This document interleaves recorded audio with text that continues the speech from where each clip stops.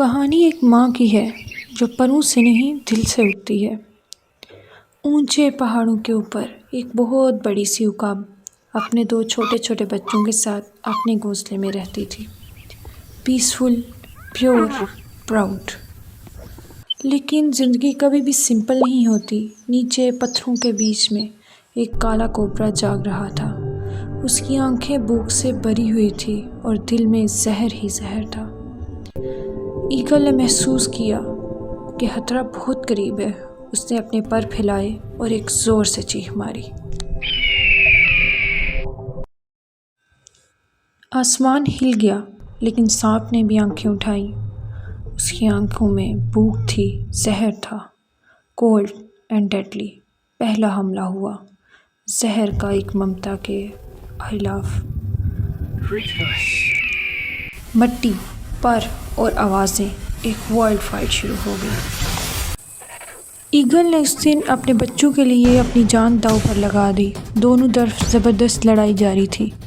مٹی اڑ رہی تھی، پر بکھر رہے تھے اور آوازیں ہی آوازیں۔ اچانک سے لڑائی تیز ہو گئی۔ ایگل ایک طرف اڑ کے گرا اور سانپ دوسری طرف پتوں میں گر گیا۔ ایگل اڑ کر اپنے بچوں کے پاس واپس ماؤنٹین کلف پہ آ گئی اور سانپ بھی وادیوں میں کہیں جا کے گم ہو گیا، لیکن ختم نہیں ہوا۔ وہ واپس آنے کی قسم کھا کر جاتا ہے کہ میں بدلہ ضرور لوں گا۔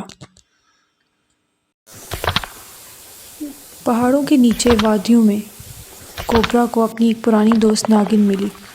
اس نے اپنے انتقام کی آگ میں اس کو بھی اپنے ساتھ ملا لیا اور اس کو عقاب پر حملہ کرنے کے لیے راضی کر دیا۔ وہ دونوں اسی سوچ میں پہاڑی کی طرف دوبارہ سے چڑھنے لگے۔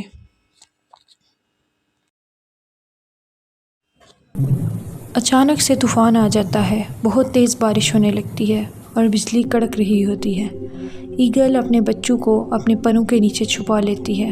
اس وقت ایک پرانا دوست آتا ہے پہاڑی کی طرف، ایک عقل مند بھیڑیا۔ بھیڑیا کہتا ہے "snake will return, be ready". وہ انتقام لینے ضرور آئے گا۔ ایگل کی آنکھوں میں ڈر نہیں، صرف ماں کا پیار ہے۔ وہ لڑائی کے لیے راضی ہے۔ اور پھر سانپ اپنے دوست کو لے کر پتلے کی آگ میں آ گیا، بگر، اینگریئر اور بہت خطرناک۔ ایگل نے اڑان بھری، لائٹننگ کے بیچوں بیچ۔ ایک ماں نے اپنی زندگی کے لیے ہی نہیں، اپنے بچوں کے لیے لڑائی شروع کر دی۔ سانپ نے نیسٹ پر حملہ کیا اور بچوں کو ڈرانے کی کوشش کی۔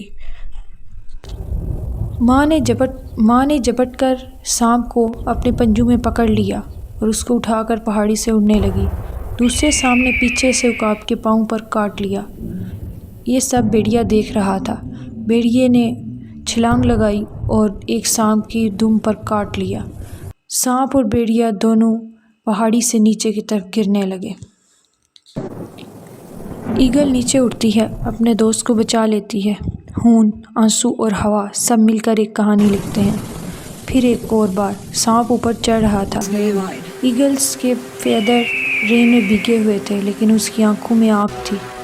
وہ سانپ کو پکڑ لیتی ہے اور ان دونوں میں خوب لڑائی ہوتی ہے، ایک کے بعد ایک وار۔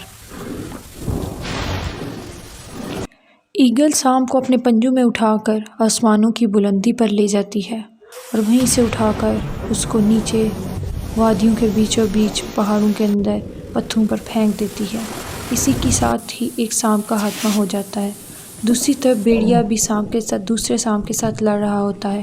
ان دونوں میں بہت جنگلی لڑائی ہوتی ہے، ایک کے بعد دونوں ایک وار کر رہے ہوتے ہیں اور پھر آخر میں بھیڑیا جیت جاتا ہے۔ وہ اپنے دانتوں میں دیکھ کر سانپ کے 2 ٹکڑے کر دیتا ہے۔